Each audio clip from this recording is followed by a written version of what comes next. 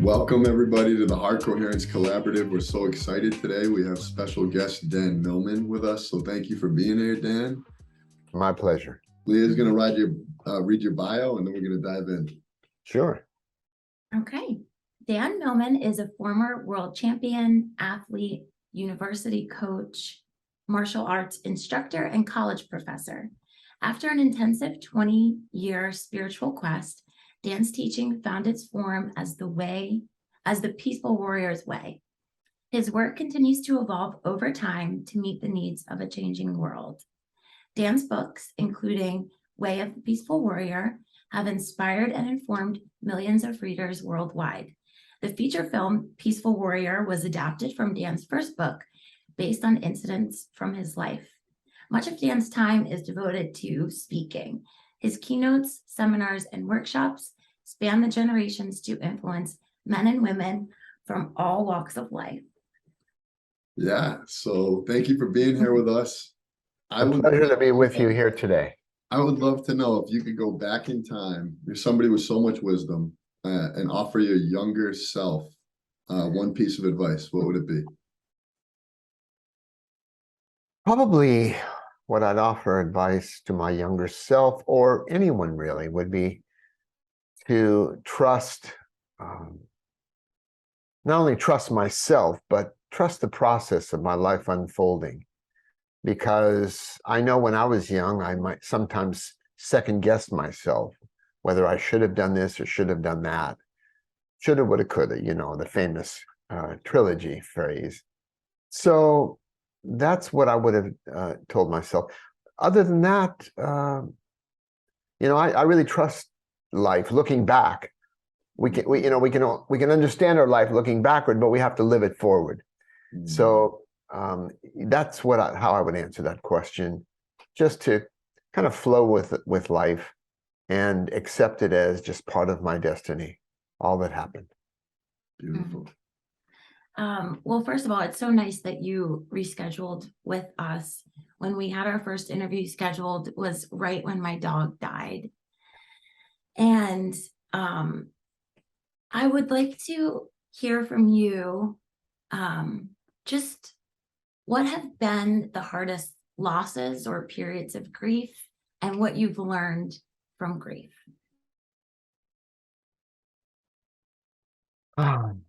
Well, those losses. Now, I have to say first that the only losses I've suffered in my immediate family, and really a pet is like a family member, as you well know. And we had many pets, Joy and I, when our children were growing, when they were young, from gerbils to little white mice or white rats, to turtles, to dogs, to cats, to birds. And so in a way, they all had to learn to live with that kind of loss in little bits and pieces. But for myself, other than the loss of my parents, who were quite old and to some degree disabled. My father had dementia in his early 90s. So it was almost a blessing when he took his leave. So I can't really speak from direct experience. I'm grateful to say that I haven't suffered the loss of a spouse, a child. I can't even imagine really what that must be like.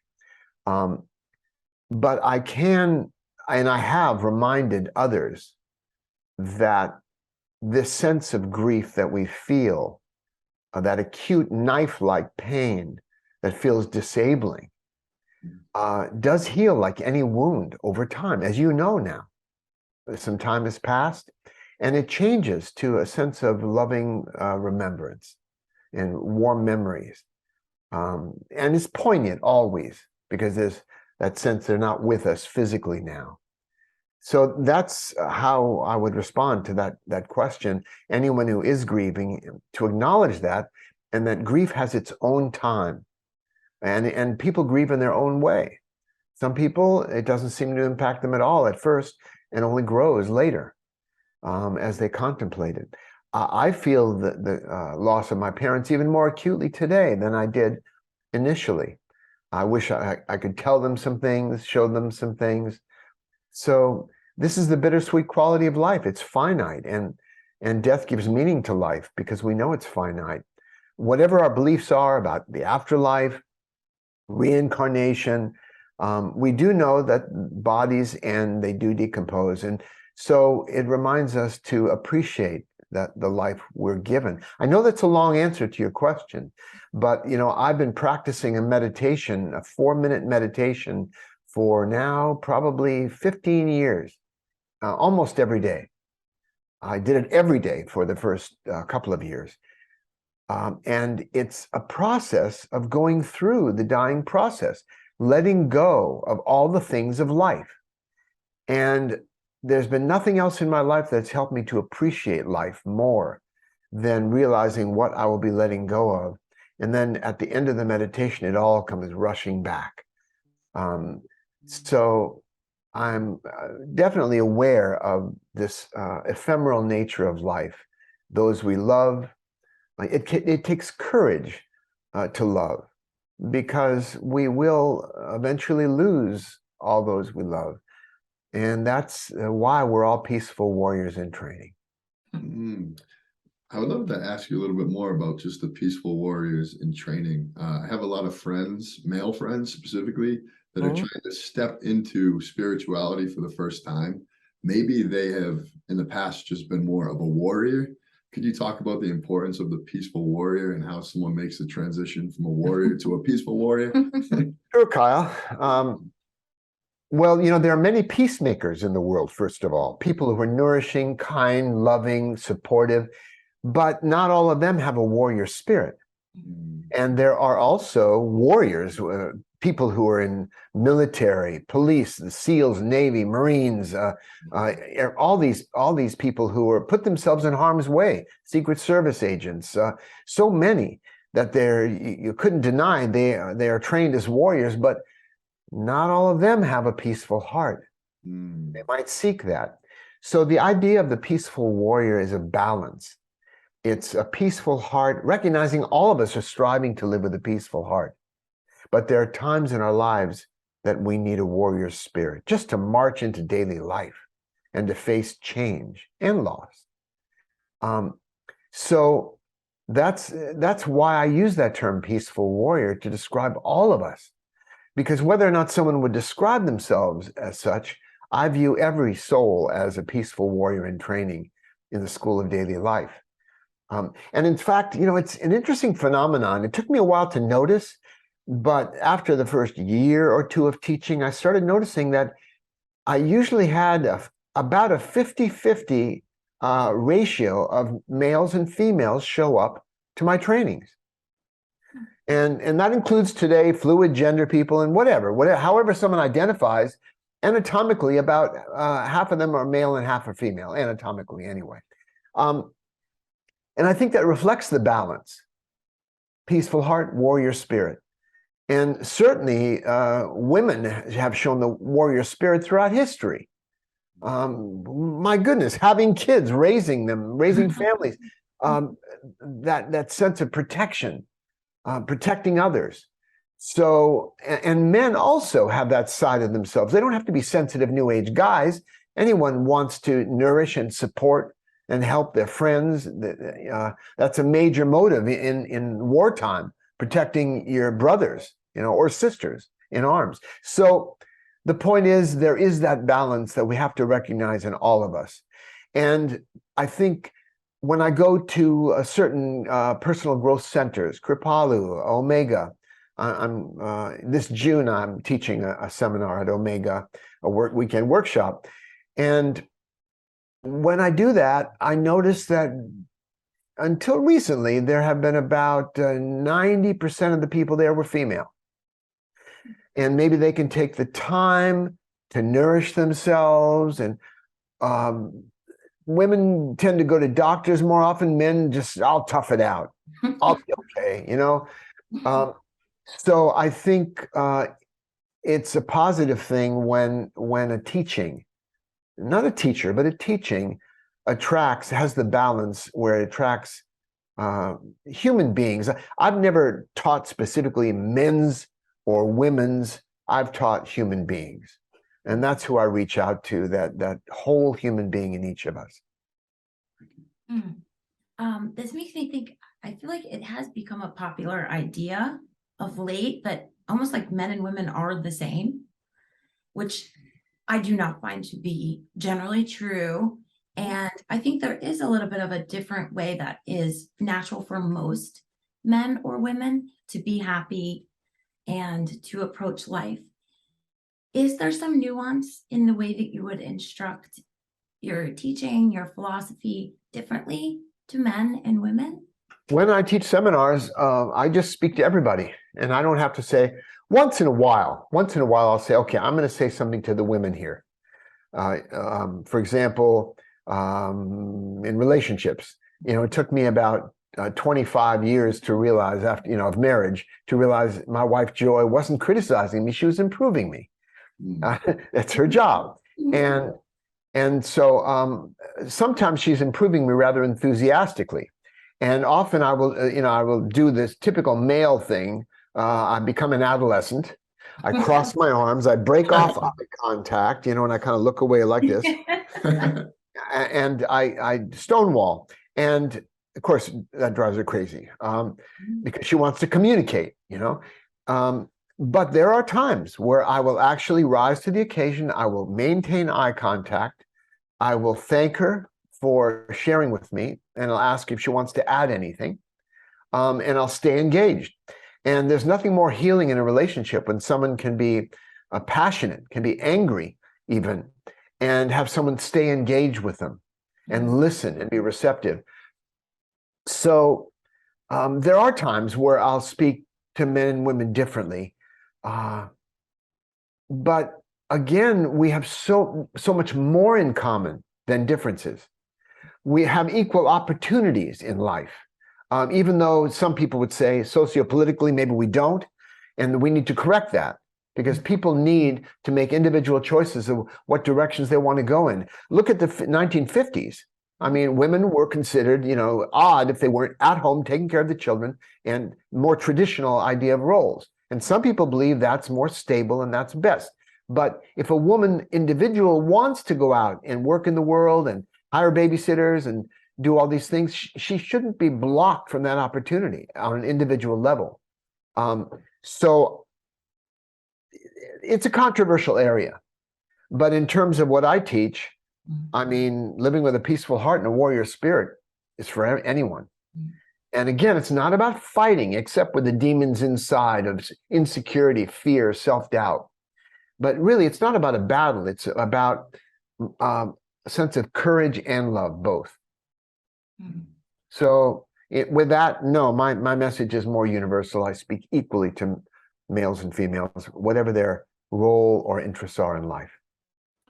Great. Yeah. So I've heard you mention the heart a bunch of times. I'd love for you to expand a little bit on the heart's influence in becoming a peaceful warrior. Sure. There are whole systems and methods. There's one called heart math. You may know about that, of course. And I'm not well versed in that. I have a slightly different approach.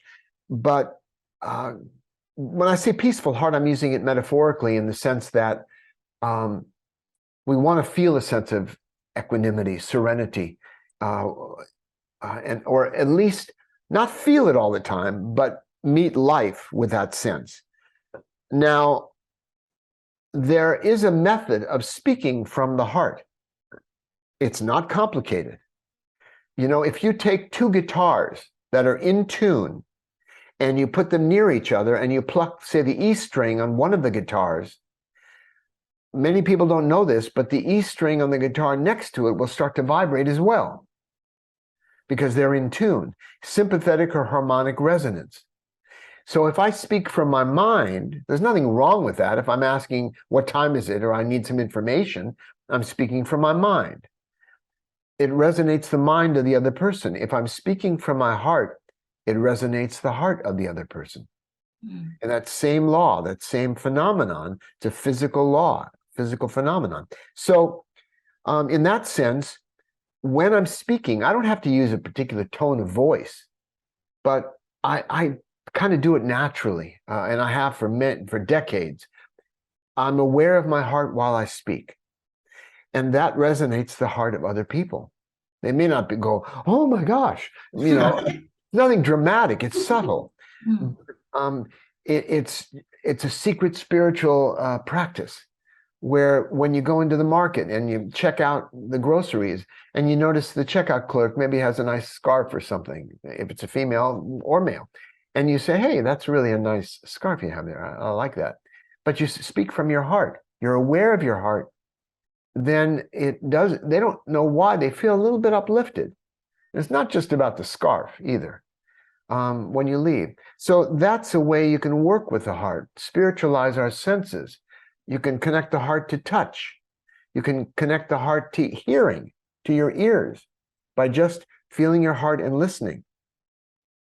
And these are subtle methods that you can naturally integrate into daily life. See, part of what I teach, I'm always interested, not in abstract theories, but how can I use this? How can I bring this into everyday life?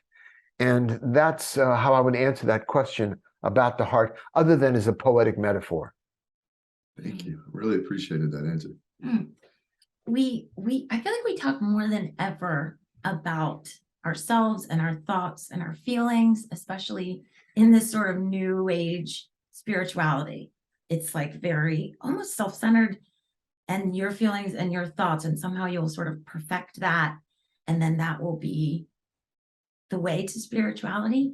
Can you talk about our focus on thoughts and feelings and what you believe might be a better way to operate? Well, a more realistic way. I don't Yeah. know if it's better. One of the central principles of what I teach, Leah, is that there is no best teacher, no best book, no best philosophy or religion or exercise system or diet. There's only the best for each of us at a given time of our lives. That may change over time. So we have to find, life is an experiment. We have to find our own way. But this question about the so-called navel gazing, that a phase where we're always watching ourselves, analyzing ourselves. There's a story I tell. It may have been in one of my books too, where Socrates, my old mentor, the old gas station mentor, played by Nick Nolte in the movie version of my book, where I'm doing a lot of work on myself, self-analysis, deep meditations, looking inward, even self-massage, a Mongolian bone massage to clear fear-produced tensions from the body and so on. So I'm doing all this work on myself. And we're walking down Telegraph Avenue in Berkeley, California, and I see a poster on the wall about starving children or oppressed people. And the Vietnam War is going on too. Some of my friends and teammates are protesting the war. And I say, Sock, I feel guilty or kind of selfish doing all this work on myself when there's so many people in need out there.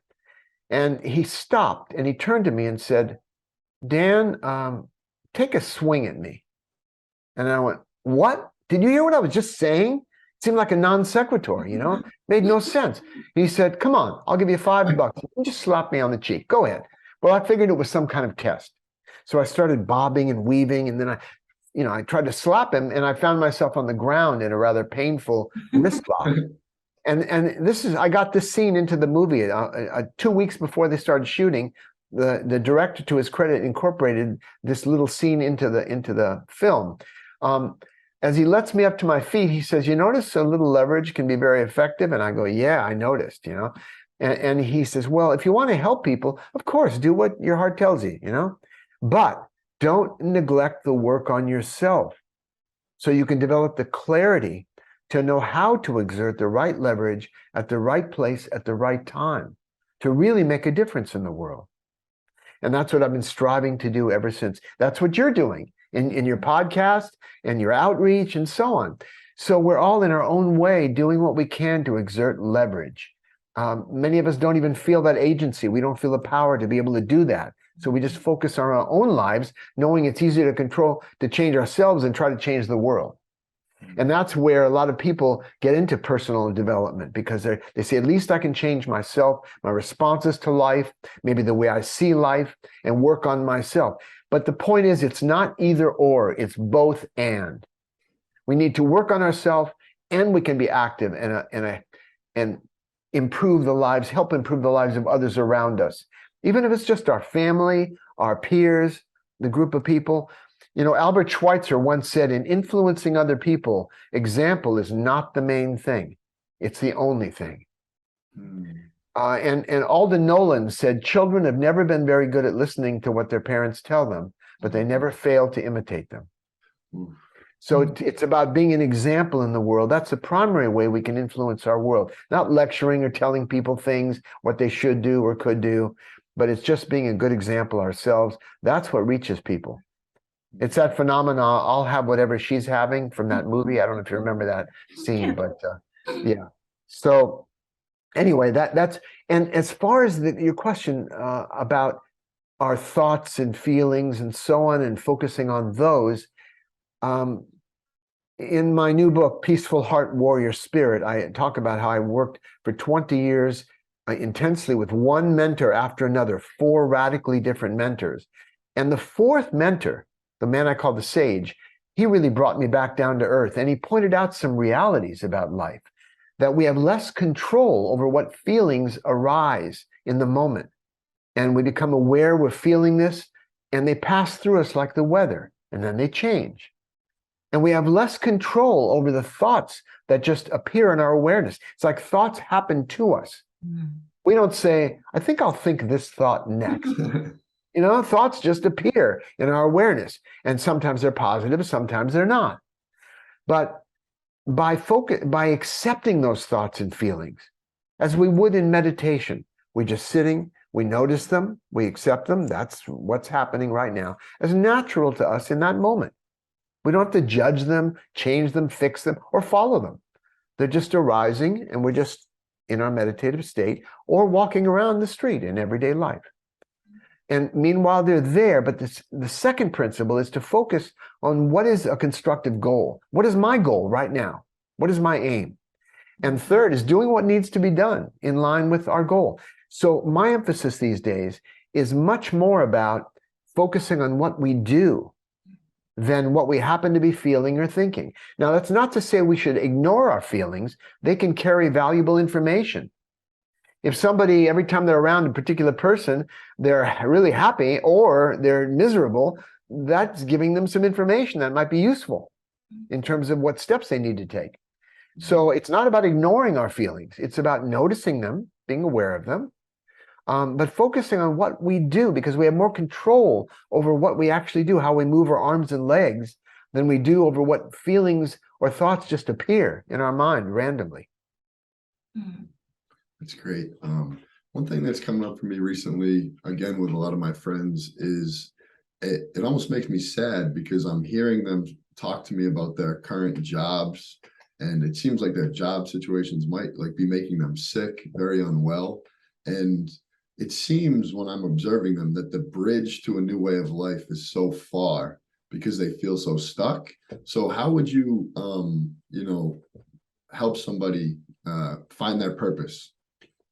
Well, I've had opportunities to do this, and I expect you have too. Yeah. And the first thing is just listen. They're talking to you for a reason. And it maybe they want you to give them advice, or maybe they just want someone to hear them and go, wow, yeah, that must be a challenge. So just listen from your heart. And if they ask you, well, what do you think? You might point out, because people choose the best option they believe is available to them. But if they don't see many options, is maybe to point out some options or possibilities. Have you thought of maybe doing this or that? You know, when I was a pretty successful gymnastics coach at Stanford University. I trained the top US Olympian, developed an elite team, one of the top 3 teams in the US, and so on. But I had more difficulty personally, probably my personality quirks, coaching the women's team at Berkeley some years later.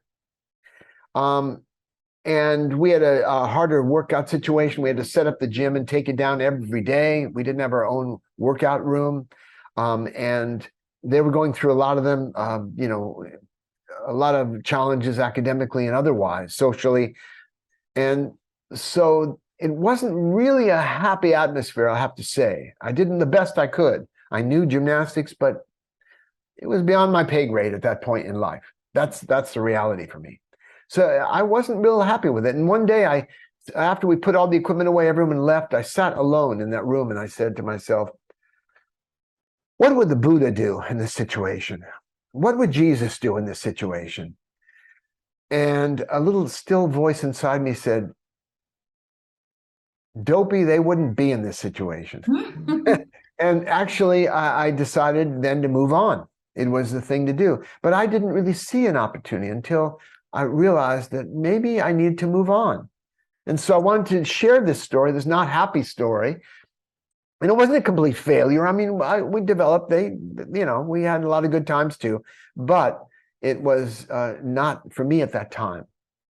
So people need to listen to that voice inside them. And if something we say to a friend, to a colleague who asks us, but first just listen. Sometimes they'll come up with a solution themselves if we listen from our heart. It brings kind of the higher self in, and they may feel some inner guidance. Something you might have told them, they'll come up with it themselves, which is much better. So just offering just possibilities of maybe this or that option might be possible. And one principle is, if a situation isn't working for us, first, number one, try to move sideways, to think outside the box, to find some way to improve that situation. And if you give it your best for a day, a week, a month, people have different time frames. Then the second step is, don't be in the situation, which I described to you before. Thank you. In this realm of purpose, I feel so much angst from different people because I think people have this idea of, especially looking at others or focusing on anybody who seems to like have it figured out or be on a huge purpose mission. It's really easy to get stuck in this place of, what's my purpose? I need to find my purpose. It's Right. this whole mysterious thing. Right. So you've written about purpose, Yeah. and I would love to hear what you feel about setting maybe even like smaller goals, or having a emotional purpose, or the ways you can navigate when you don't have this big question figured out.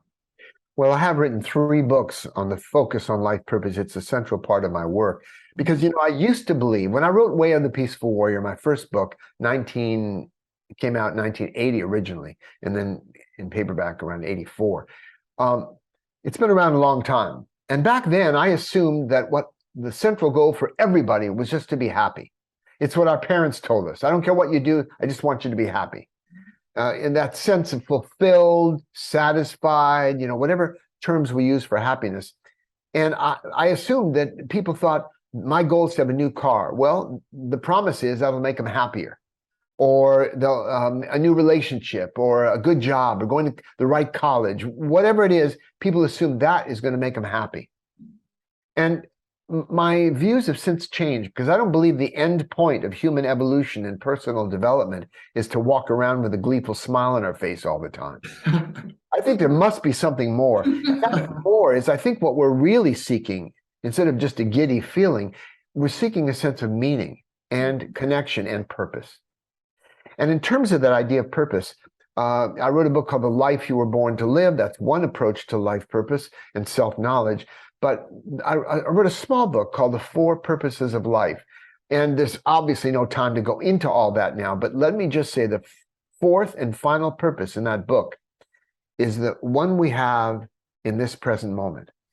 So even if we're not clear on our cosmic purpose, our ultimate purpose, we all know our purpose in this moment. I know my purpose in this very moment. You know your purpose.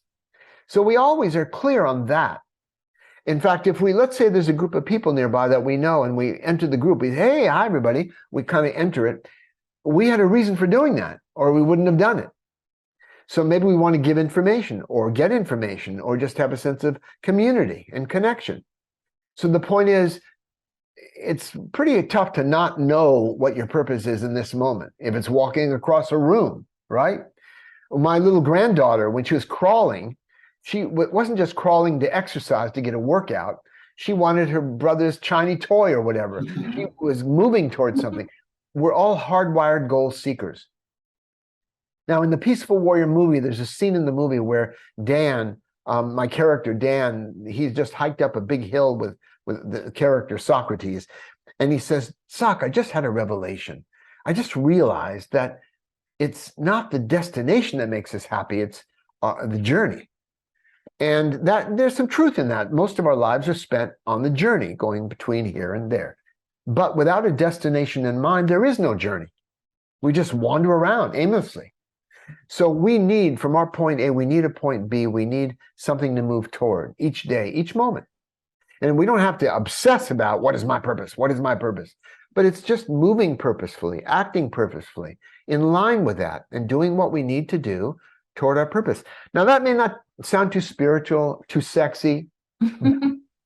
Those people who finish what they start, those people who get things done, have a baseline, more a sense of fulfillment than those who don't get things done. So it is a way to function in life, of focusing what is my purpose and doing what needs to be done. And if we look at our lives, any of us, what we've achieved to this point is because of things we've done. Not really things we felt or thought. We may attribute it to that. We may say, I had this inspiration, this idea, but if you don't act on the idea, it's never brought into reality. So that's the whole idea of moving purposefully through life and focusing on our behavior more. It simplifies life a lot than trying to fix our feelings and fix our thoughts. Wow. This has been a very amazing conversation. I'd love to just know how our followers can get in touch with you. What do you have for offerings going on? How can we support you? Thanks for asking. Of course, there are people in my who follow me on Facebook, and there's a Facebook group called Welcome Peaceful Warriors, where I share one video a month on a different topic, a different theme. And but basically, my website, peacefulwarrior.com, it's a one-stop shopping. Right on the landing page, there's a life purpose calculator. People can, it's free. People can just go in and type in their date of birth and get some interesting information and insights as a sample. So my books are listed, and seminars, and my event schedule, and all that. So I'd welcome people, if they're interested, to drop by peacefulwarrior.com. Thank you so much, Dan. Thank you so much. I hope you come back with us, because we have So many, much many more questions. You do. Well, it's been a pleasure. I really have enjoyed our conversation. Thank you, Dan. Thank you. We're sending love to everybody. Thank you. Take care. You too.